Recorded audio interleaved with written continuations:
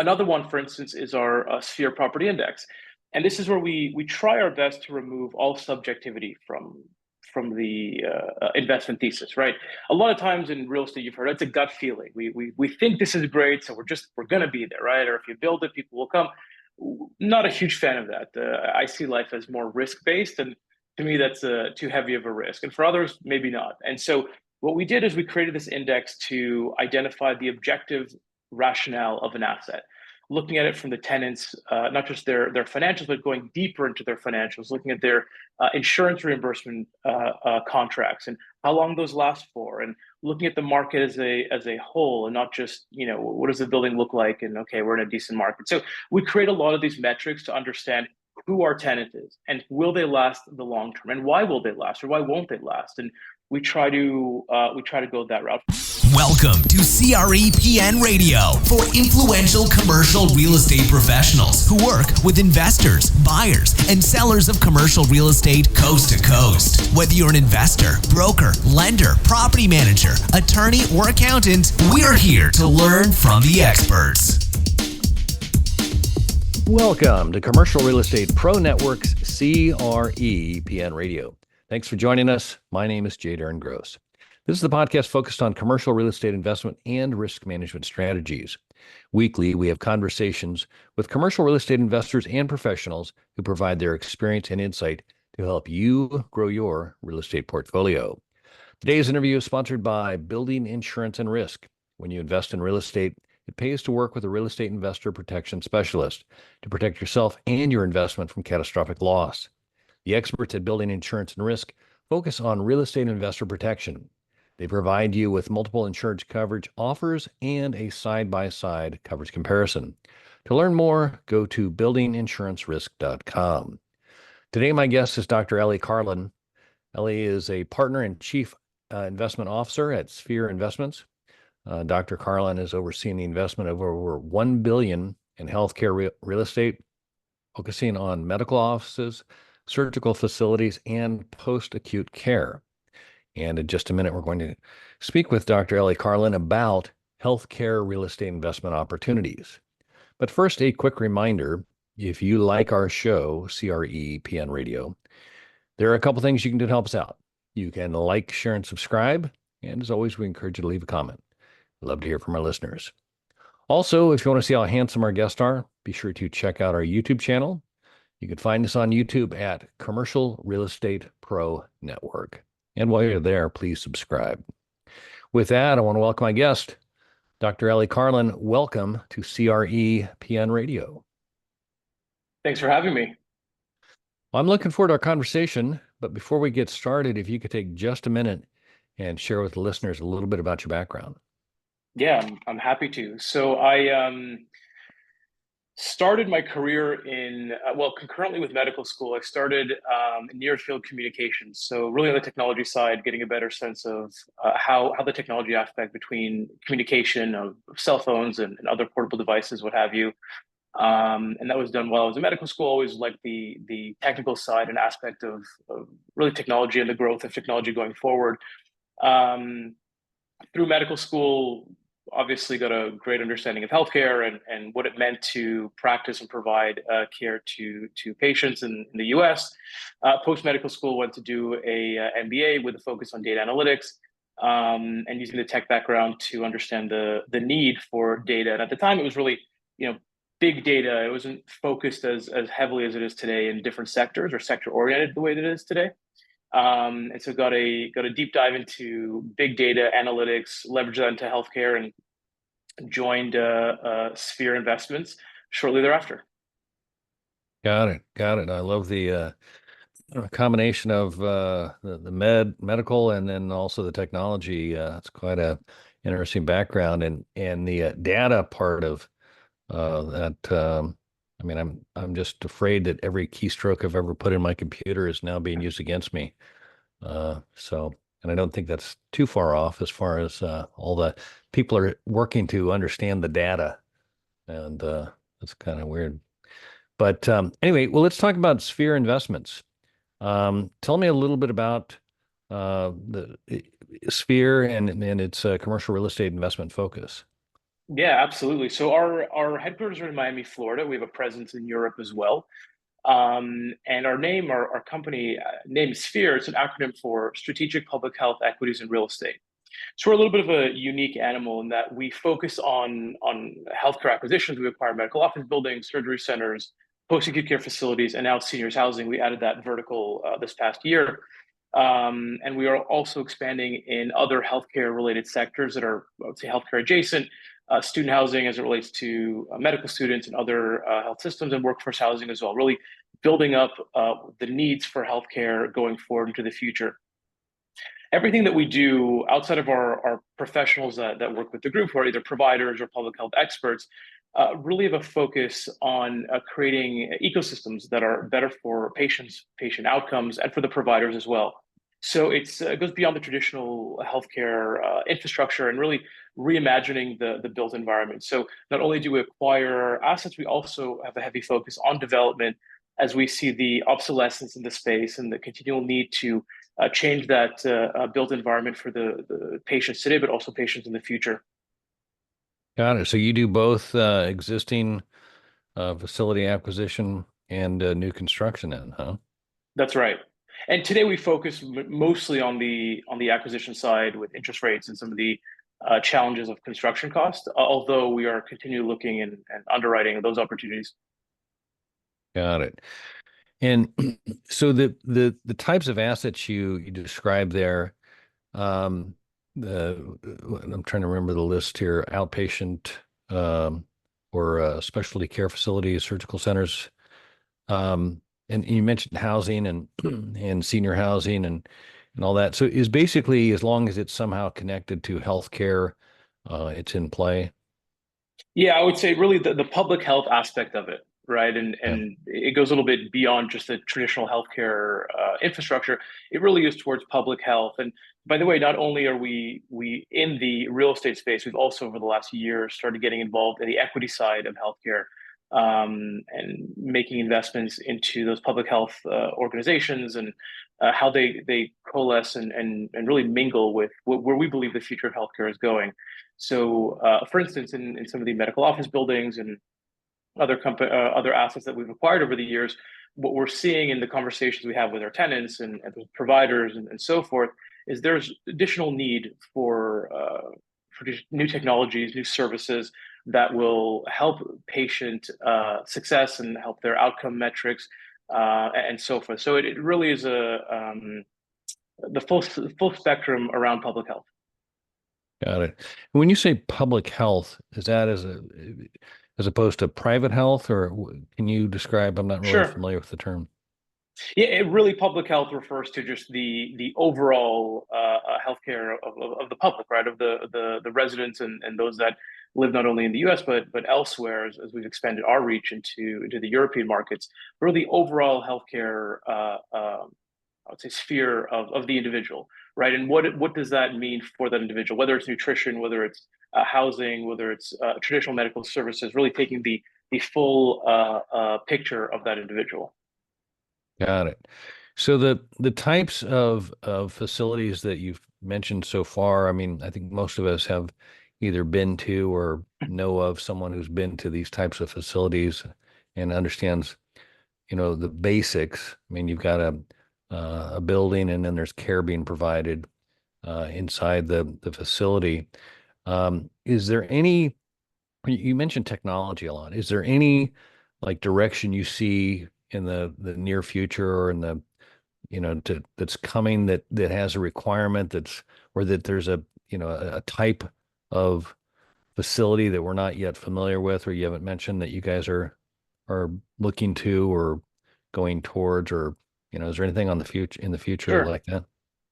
Yeah, and to be clear, when I speak about technology, there's a few aspects of it. It's partly what we do in-house to underwrite our investment opportunities and how we use data and technology to make a better thesis and outcome of what that investment looks like and why it makes sense to acquire this type of asset or this type of facility and what that return ultimately will look like over our hold period. But in addition to that, it also, as you mentioned, it's the future of healthcare and what does that look like? And so it's quite interesting. I mean, healthcare, everyone will touch a healthcare facility at some point in their lives, right? None of us are immune to what it means to receive care, right? To receive healthcare. And so what we see is the growth of technology, and we can use orthopedics as an example. Orthopedics has grown tremendously in the space, not only from a population standpoint with baby boomers and others who are requiring additional orthopedic services as the population grows in that regard. But the footprint for orthopedics has shrunk because of the technology gains, right? You're able to provide care in outpatient settings as, let's say, maybe 10 or 15 years ago. Most of those orthopedic, let's call them surgical cases, it could be a knee replacement or shoulder, hip, what have you. Most of those were done in an inpatient setting where you had, a lot of technology in those assets, bigger footprints, more people, and so forth. And ultimately, as technology has grown and you condense some of the systems that are being used, you have better, say, surgical equipment, the technology used in surgical equipment, and then the prosthesis that they might use in those procedures, those have gotten better. And so naturally the size and footprint of those facilities can shrink. And the government through CMS and a lot of the reimbursements have been pushing those cases into an outpatient setting. So what's interesting there is that what we look at are, going forward, what is happening to the subspecialties that we typically deal with, let's say in a surgical environment, and are they necessary to be in a larger footprint? Are the hospitals of today really suited for the hospital of tomorrow? And so that's a great example. I mean, orthopedic has moved from traditional hospital settings or specialty hospitals to predominantly outpatient surgical centers where you're in and out within a day. There may be some cases where you just stay overnight and you might be transferred to a facility that can house you overnight. But generally speaking, technology has shifted that sector to smaller footprints and really better outcomes for patients, less cost in a lot of ways. And that's being done in cardiovascular care and many other sectors where you're just seeing the tech side of it create a better outcome for patients and ultimately reducing some of the footprint requirements from the real estate sector. Yeah, it's fascinating how the technology is changing that, the outcomes and also the space demands. I hadn't thought about that. I know that, at least in my mind, I thought a lot of the pressure on the outcome or the reduced number of days of inpatient was more driven by insurance cost savings kind of thing. But as you're describing, technology has a big part of that. Sure. And that that's exciting to hear. I mean, I'm grateful for any time I've ever had to have something done or somebody knows how to do it and just how the body works and all that. So that's great. So let's back up a little bit. So you mentioned when you guys are underwriting. I know a lot of people I speak with across all asset classes have some sort of a value add strategy kind of thing. I'm curious for the types of properties that you're acquiring. Who are the sellers of these types of properties? Are they REITs? Are they corporation? Can you tell me a little bit about who it Sure. is that's a Yeah. seller? More than happy to. In fact, you can really break it down to a few groups. You have the institutional owners, the REITs, and other institutional investors who have acquired assets, who buy, sell, what have you. Then you have the providers themselves, right? The individual physicians who own their medical office building or their surgery center, what have you. They have a real estate strategy or plan. And then you have the health systems that own a vast, I mean, you're talking more than 50% likely of the inventory in the US. The health systems are the ones that own their real estate. They typically hold that on their balance sheet. And it's really part of their, was part, and we'll see how things move in the future, but certainly was part of their overall business plan was to keep that real estate and hold that value. Got it. And then as far as the strategy goes, is it a value add type strategy? I mean, they're built in. I mean, assuming that with any kind of a commercial lease, you have incremental, forecasted rate increases, or is there, capital improvements? I mean, tell me a little bit about kind of the Sure. upfront, the strategy.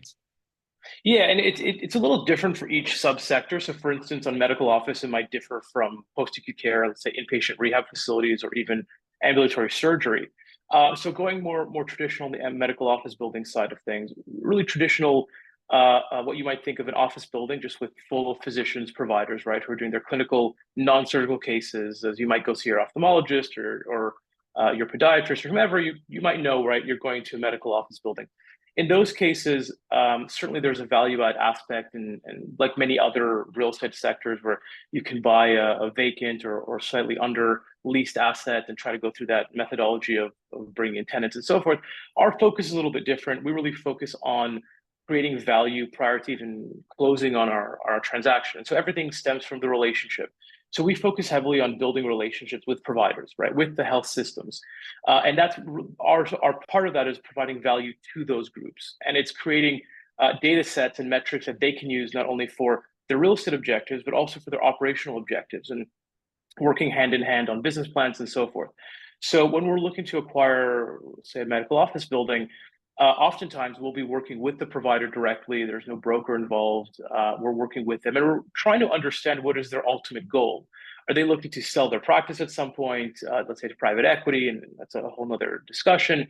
Are they looking to expand their footprint into other areas? Is this a real estate strategy for them? Really, what's the goal and purpose? Then we help them formulate that plan. And generally speaking, when we acquire, we can acquire, I'd say, a little bit better than what the market would yield. And that gives us that value add where returns meet that expectation. And of course, in almost every lease, I think every lease we've had to date, there have been increases or annual increases that either meet or match some sort of indexation, a CPI of some form, and that creates additional value as we hold the assets. And part of that underwriting is really scrutinizing the operator. And we have several tools that we use. One, for instance, is an HBSA. It's the health-based statistical area. So most investors, certainly as I started in the space, were looking at your MSA, right? That was their key point. And when we would speak to institutional investors early on, we'd say, well, we're happy to work with you, but we only invest in the top 50 MSAs. Well, that's bizarre. As a provider, I know that there are patients in need that are outside of those top 50 MSAs. So tell me more. Why are we doing this? And really, I never got a great answer. So we decided to take a step back and think, well, let's change the paradigm. And so we started looking at, rather than at an MSA level, we started taking a look at the county level, even at the block level, where that's 2,000 or 3,000 people, and trying to understand what are the current outcomes in that market, what's happening in the healthcare environment, what's happening from a GDP perspective in that environment. We have 35 or so KPIs that we put together, MSA being one of them. Population is important, but it's not the ultimate driver. And so that helps us understand what is the longevity of this specific provider. Let's say we can use orthopedics again. What is longevity for their case volume? What are the coding that they're using? And what is the propensity for that coding to be growing in that specific market? So that's one area where we really heavily focus on really understanding our value proposition to not only our investors, but also our providers. Another one, for instance, is our Sphere Property Index. And this is where we try our best to remove all subjectivity from the investment thesis, right? A lot of times in real estate, you've heard it's a gut feeling. We think this is great, so we're going to be there, right? Or if you build it, people will come. Not a huge fan of that. I see life as more risk-based, and to me, that's too heavy of a risk. And for others, maybe not. And so what we did is we created this index to identify the objective rationale of an asset, looking at it from the tenants, not just their financials, but going deeper into their financials, looking at their insurance reimbursement contracts and how long those last for, and looking at the market as a whole, and not just what does the building look like, and okay, we're in a decent market. So we create a lot of these metrics to understand who our tenant is and will they last the long term, and why will they last, or why won't they last, and we try to go that route. For instance, very rarely do we invest in your traditional PCP, a real estate asset, primary care provider. Now, if they're multi-specialty, they have several under that PCP realm, that's one thing. But what we've seen, and coming back to our earlier point on technology, what we've seen, and certainly through COVID is a great example, telehealth has become really a big factor in the primary care delivery model. And so we need to focus on, well, what is the longevity of a provider who is a PCP? How do they stand the test of time? Do they need that same footprint? And when we acquire an asset, with those PCP providers, how long will it be until they no longer need the 3 or 4 exam rooms? Maybe they need 2. Maybe they're doing most of their work via telehealth. And certainly with the advent of pharma delivery, I mean, even with Amazon and One Medical, right, and creating all of these systems that work together outside of your traditional real estate footprint, those are quite important. I mean, today we might acquire an asset in 5 years throughout our hold period. That asset might be obsolete, and our entire business plan is thrown out of the water. So we need to focus on what does the future of healthcare look like, and how do we implement a strategy today for that future. Yeah, no, that's quite the crystal ball you got to have there to kind of forecast that with, based on, like we started this conversation talking about technology. And I think the COVID, just from the standpoint of leveraging technology, I think of how many ways my life changed and most Americans' lives changed. You mentioned the telehealth. I had a washer breakdown during COVID, and the technician basically employed the same technology. I had him on my phone doing a Zoom, showing him the part number, the model, and all that stuff. He's able to diagnose it and order the part, and then just have one call come out and fix it, as opposed to the come out, diagnose, and come back and fix it kind of thing. But anyway, I didn't mean to get distracted there. The question I wanted to ask, so on these KPIs you look at, and you talked about how some of the funds kind of restrict their investment to the top 50 MSAs. I imagine that's based on there's more certainty that there's going to be demand. There's going to be somebody there to buy their facility when they're ready to sell. But for your case, like you mentioned, you have to have some sort of a sense of there's some sort of growth or demand for the provider, who is your tenant, ultimately the facility that you own. What kind of parameters are you looking at as far as, like, let's just take like an MSA, or a population size? What's a kind of a sweet spot for you guys at Sphere when you're considering a facility, for how many people in a metro area, or in a not necessarily a metro area, but just to draw from.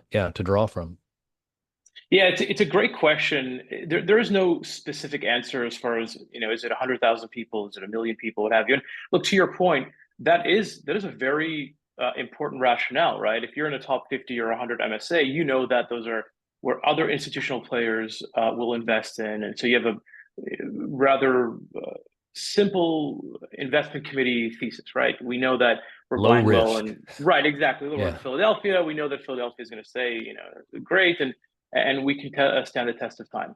The fact of the matter is, when you look at most of the investments done by these groups, they're all over the place, right? And tertiary markets, secondary, what have you. So we try to not necessarily avoid, but sometimes really rationalize, well, why are we looking at this specific market? And so to your question about, let's say, is there a certain population? It's hard to give you an exact figure of, like I said, 100,000, 1 million, what have you. It really comes down to the full picture of that market. So we can take really any market and get a better sense of what's happening in that space, right? What does the demographic focus look like? And then outside of that, what are the healthcare needs that are going on in that market? So for instance, we have a tool that is allows us to determine the physician need in a market. So we look at all the codes, let's say ICD-10, CPT, DRG codes that are being put forward in a specific area, and then the surrounding market. So let's say we're looking at Philadelphia, we'll look at a 5, 10, 15-mile radius, depending on the asset type we're going for. And then, of course, drive time as well. We look at both of those aspects, where people are coming. So anyway, we look at those originations of the codes, and then we extrapolate, okay, what is the need in this market over the next 5, 10, or 15 years? How many providers are in that market today? We currently have a shortage of providers. I think that's pretty obvious. And we see that not only in physicians, but also in nurses and other techs and staff that are working these health systems. So we look to see what is the need, and we'll see. Let's say there's a cardiovascular or a circulatory musculoskeletal need in a market. We'll see that over the next 5, 10, or 15 years, there's an influx of codes that we predict will occur in that market. And based on that information, we'll understand, okay, we know that there is an influx of coding, but there may not be the physician demand to meet it. So we have to decide, is this an area that we are focused on? Why would providers come into this market? Are there medical schools nearby? Are they graduating students? What does the work-life balance typically look like in this environment? So it's less about the number of people. I mean, of course, you know, when you're talking about 3,000 people, now you're really rural, and there's new government programs that focus on rural healthcare. So I'd say, you know, we're more in the secondary and primary markets, less so perhaps on tertiary for just the investment purpose. But again, it really comes down to looking at it from a holistic perspective and understanding where these codes are originating, why we might need to be in that market, and of course, will there be providers to meet that need? Yeah.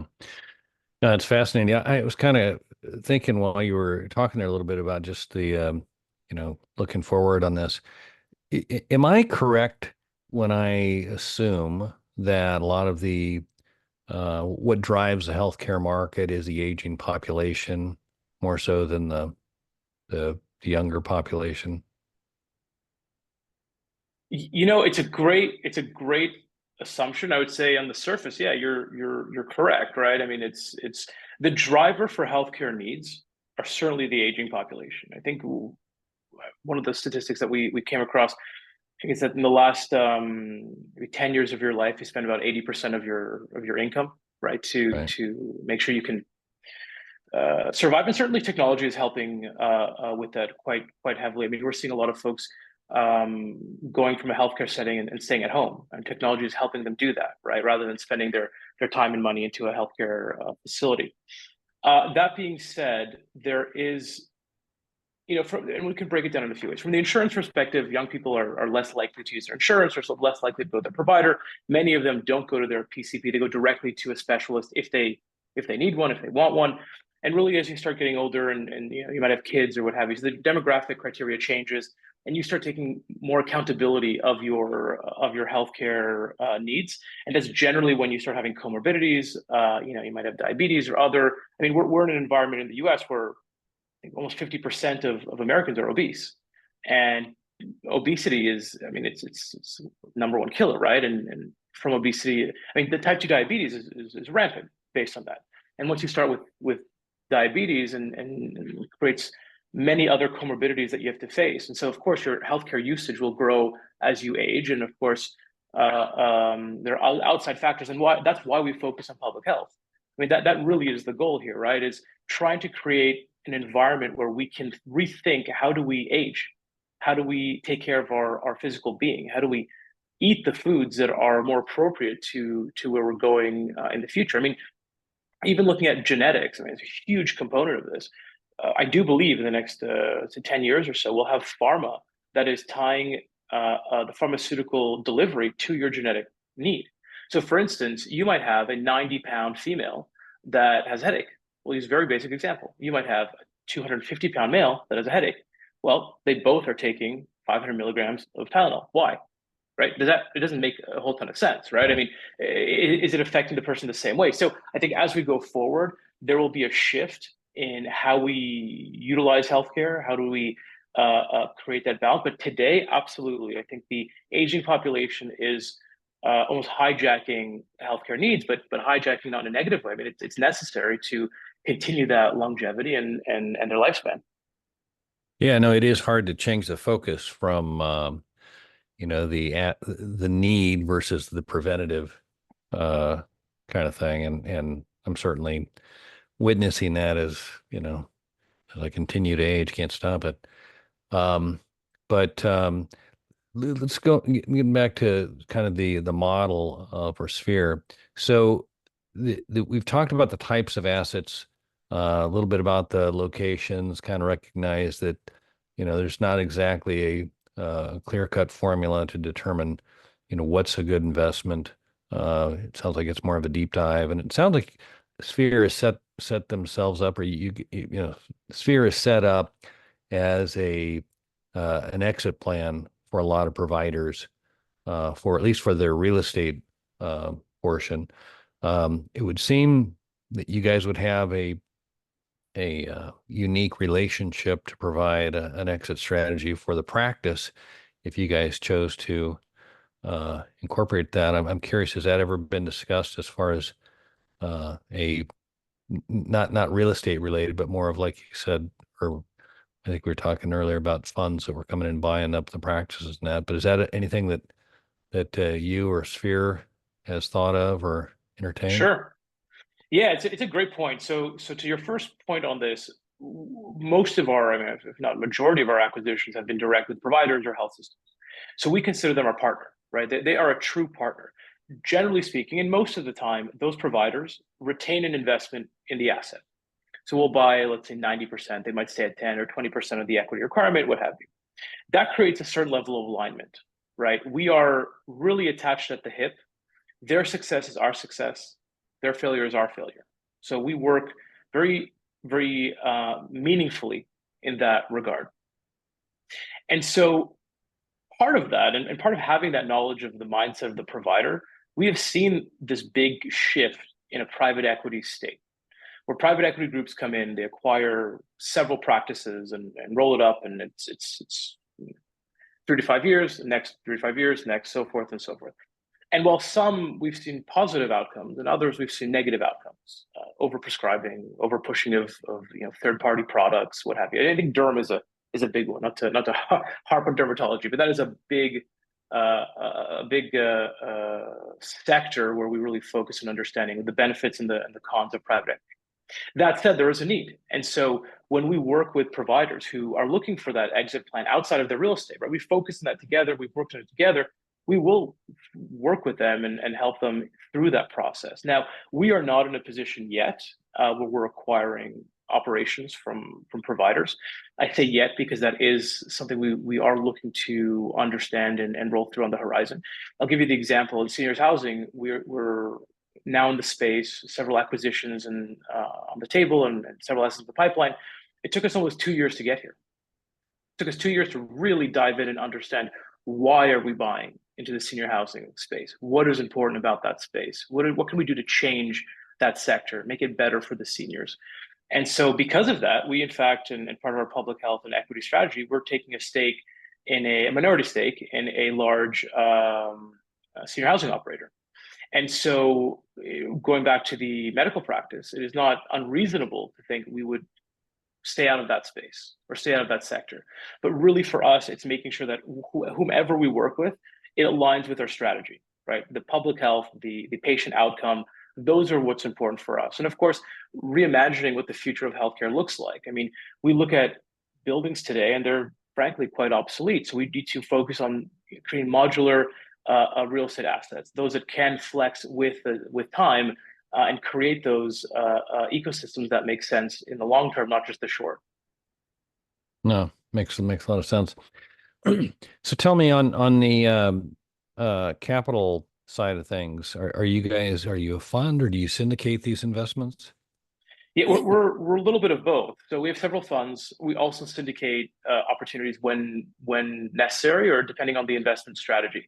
So some of our assets, they were provider based. We worked with providers, and frankly, they were looking to keep it, friends and family, and we respect that position. They're not looking for the institutional scrutiny or reporting and others. Although we still do quite a bit of that with them, but it's sometimes smaller. On the others, we work with large institutional investors of created funds where we go out and the mandate is to acquire.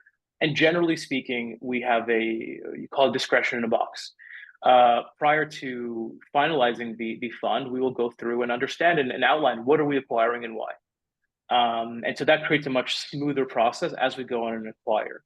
And I would say for medical office, ambulatory surgery, post-acute care, long-term acute and inpatient rehab, even surgical hospitals, we're looking to deploy probably in the next year and a half, around 200 to 300 million of equity in the space. And then very similarly in seniors housing, we're in the process now of raising those funds. We'll likely start deploying, we've already started in terms of the acquisition process, but over the next year or so, probably deploy equally about 300 million in the space, and growing that heavily. So those are the two predominant sectors that we're focused in terms of real estate.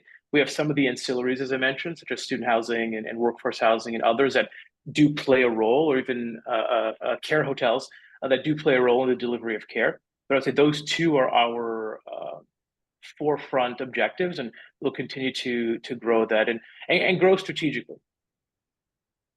Yeah. Well, excuse me. What's a typical hold time for your, or what do you forecast when you acquire a property? What's your goal on a hold time? Yeah, it's a great question. So as a group, we are long-term holders as a group. And I say that specifically because ultimately most investors, right, are investors. They have a 3 to 5 year hold period, right? It's a very standardized process. Some might have 7, some might have, value out of 1 or 2, but generally speaking, 3 to 5 years. And for a group like ours, we will acquire a property, assuming it fits our criteria, right, and goes through that the process. When we acquire that property, we have a relationship with that tenant or the operator. We will have that 3 to 5 year hold period. And at the end of that hold period, we'll recycle the capital. And so one of our other funds will come in, take over, and then we hold the assets long term. We have, I would say we've probably sold a handful of assets over the last 10 years. Generally, our IRRs have been in the high 30s, because of the value add that we provide and just the very strong diligence that comes into it. So we have a track record that is quite, I would say, quite impressive for the industry. But that said, right, we've only sold a handful. We continue to hold and maintain that ownership and create that continuity of care from the real estate ownership, not just with the operator and their patients and so forth.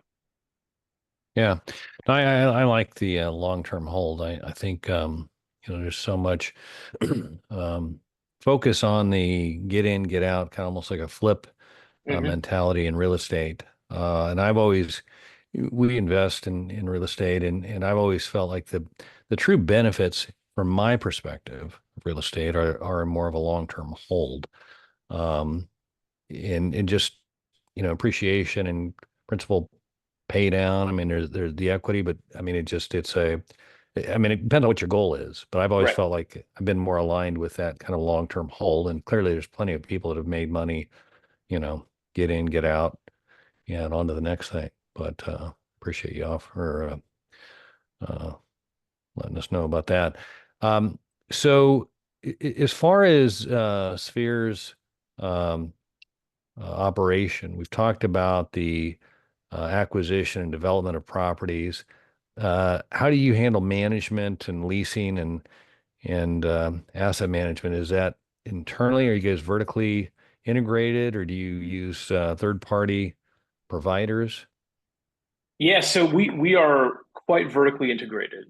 Early on, I mean, certainly when I was cutting my teeth in this space, right? I mean, I came from a provider standpoint. I knew nothing about real estate. So my first, few years getting involved in real estate was really understanding, well, why does anybody do anything that they do, right? I mean, you buy a building and then you have a sign out front, and maybe there's a leasing agent that might call some people, maybe they don't, and you have a third party property manager that lives in another state, and I'll get to you when I get to you. So for me, I thought, well, that's a little bit strange. I mean, as a provider, you need things now, right? You're in the OR, you need it now, right? This is not it's not it's time sensitive. So really understanding and trying to understand that space, what we decided as a group is we'll do everything internally. We'll try our best to focus. Now, and we're in other states where we have maybe lesser presence. We work with third parties, but we work together with them, right? This is a very symbiotic relationship between ourselves and whomever is on the ground. So for the majority of our assets, we are the asset manager. We do all the property management. We take care of all the financial responsibilities, and that's actually quite important for the providers as well to know that the group that they're working with, the group that they sold to, that they might have invested with, is taking care of all those aspects. And frankly, we use a lot of data for the property management side and asset management as well. Several dashboards that we've created, several portals that we've created to create an ease for our tenants, so that when it's time to pay rent, it's quite simple. When they have a problem, they know who to come to, and it's done within a very short time frame. It's not prolonged. Certainly, for instance, on ambulatory surgery centers, if you have an issue with an HVAC and an ASC and surgeries are coming, you need to move quickly, right? So we made the determination all of this should be done in house. We should be vertically integrated and oriented, and that's for us created a lot of value. In fact, it creates value where, as the tenants, and sometimes we have multi-tenant buildings, see what we do and how dedicated we are. Well, they pass our information along to their provider friends. They give us a call, say, "Hey, we're interested in doing something similar. Can we work with you?" And so it really not only is benefiting us and our residents, our providers, but also generates opportunities for us in the long term. No, I love to hear that. I think too often the private equity comes in and buys it, and the first thing they look to do is how can they cut expenses, and all of a sudden, you know, things aren't being done like people were used to, and it doesn't take long for the golden goose to no longer lay any eggs, kind of thing.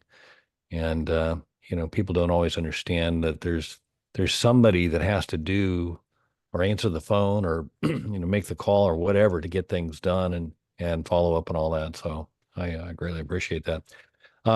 What markets are you currently in, or is there a territory that you guys focus on? Sure. So we're in about 15 states today. Obviously, being in South Florida, we have a strong presence in Florida.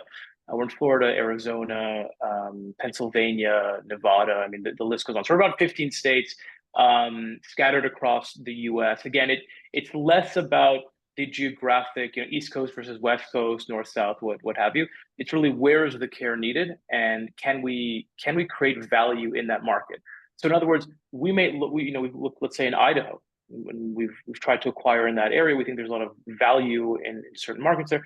But if we can't make a concerted effort to create value, we will not go into a market. We'll not focus on an opportunity, even if it's one that could make sense in terms of a just pure monetization strategy. If it doesn't fit our narrative, if it doesn't fit the public health sort of segment, it distracts us from our ethos and something we won't look for. So we are geographically diverse. We will look in all markets and really put whenever opportunity presents itself, we put it through a myriad of checks and balances to see if it makes sense, and if it does, we'll work through that. Got it. Hey, if we could, I'd like to shift gears here for a second. Before we started recording, I mentioned to you I'm an insurance broker, and I work with my clients to assess risk and determine what to do with the risk. And there's three strategies we typically consider. We look to see first if we can avoid the risk. When that's not an option, we look to see if there's a way we can minimize the risk. And if we cannot avoid nor minimize the risk, we look to see if we can transfer the risk. And that's what an insurance policy is. It's a risk transfer vehicle. And as such, I like to ask my guests if they can look at their own situation. It could be your clients, tenants, investors, political, whatever it is that you identify and consider to be the biggest risk. And again, for clarification, while I'm an insurance broker, I am not necessarily looking for an insurance-related answer. And so if you're willing, I'd like to ask you, Dr. Eli Karlin, what is the biggest risk? It's a great question. I think we live our lives based on risk assessment, whether we like it or not. We all do it. In this area, I think I'll break it down into two fundamental risks as it relates to the healthcare real estate sector, right? Healthcare and real estate. First is sectorial risk, right? Healthcare. In that segment, I think there's three main categories that I would focus on and that keep us up at night. One is the regulatory. So all the regulatory changes, they happen very quickly and sometimes unbeknownst to just members of the public. And so we spend quite a bit of time focusing on regulatory changes within the healthcare sector, understanding what the government is doing as they're the largest payer in the US, and most insurances follow what the government sort of process looks like. So that's one. In terms of financial risk, it leads into regulation as well. The reimbursement cuts, I think that's been quite challenging for our sector. Those reimbursement cuts in different sectors, such as long-term acute care. Long-term acute care throughout COVID was a darling of the healthcare industry. They had ventilators. They were able to bring in those patients, and yet Congress cuts those reimbursements, and the type of patient that visits has nowhere else to go. So, financial risk is certainly one of those under the healthcare sector, and then lastly, change in delivery of care. We are in an environment where technology is moving very quickly. We chatted briefly on the primary care provider losing some of their practice in either through private equity or through technology and so forth, and reshifting of the healthcare environment. So I think the change in how care is delivered in this country certainly falls in that category. So those three under the sectoral components are where we focus and try to look ahead and see how do we mitigate those risks or transfer that risk and so forth. And then in terms of real estate, and certainly as it relates to healthcare, number one, obviously tenant creditworthiness, right? Making sure that whomever we have, and you asked a question earlier about leasing. We typically in our acquisition strategies, 90% leased or above, right? Our portfolio today is about 98% occupied. So we try to mitigate that risk prior to an acquisition, whether we bring in a provider or what have you, through diligence or even prior to that. But certainly the creditworthiness is quite important in understanding how they're getting reimbursed, what is their longevity, how do they work in the long term, and that they don't falter. Like we've seen many healthcare systems that, Stewart's a great example, right? You had a lot of great outcome, you could say, in the past, and today, well, they're no longer really around, right? And a lot of bankruptcy. So that's a big one for us in terms of the real estate specific angle. And then, of course, the fragility of the business model for healthcare, right? It sort of backs into the financials. Again, it gets into things are changing. We're seeing that happen very quickly. Procedures are changing, as we discussed earlier. The pharma component. I mean, look at bariatric care. Bariatric care is slowly dying, right? I mean, with Ozempic and all the other pharma components, bariatric care is an industry that is in decline, and so we need to be conscious of that fragility of the business model. It's not as recession resilient as everybody would have imagined. It may be in some sectors, but healthcare may be better than others. But there is risk there, and then of course the obsolescence of assets. That is, from a real estate standpoint, probably the biggest one we look at is we're buying a building today. Will it stand the test of time? In 3, 5, 10, 15 years, will this asset be obsolescent? And as we discussed earlier, you bought 10 years ago, a 30,000 square foot orthopedic asset that today is probably closer to 8 to 10,000 feet with the same utilization.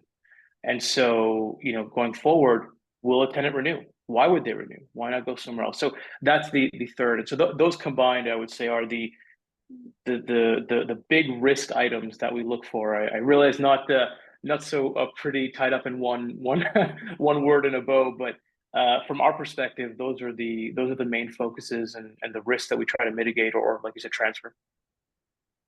No, I love it. I love the question. I get, every time I get to ask the question, the answers I get, and to hear, your answer and others, it's eye-opening to, get an insight into what it is that really are the challenges that you and others face that maybe, most of us would not have realized or considered or thought to realize that those are the case. So I appreciate you sharing that.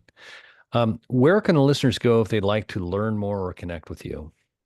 Absolutely. So listeners can go to sphereinvestments.com and take a look at our site. They can check me out on LinkedIn, Eli Karlin. They can connect with me through email, and my information is on both site and LinkedIn. Happy to connect and share more. Awesome. Well, Dr. Eli Karlin, I cannot say thanks enough for taking the time to talk today. I've enjoyed it, learned a lot, and look forward to doing it again soon. Thank you for having me. This is great. All right. For our listeners, if you like this episode, don't forget to like, share, and subscribe. Remember, the more you know, the more you grow. That's all we've got this week. Until next time, thanks for listening to Commercial Real Estate Pro Network's CREPN Radio. You're listening to CREPN Radio for influential commercial real estate professionals. For more information on this or any of our guests, like us on Facebook, CREPN Radio.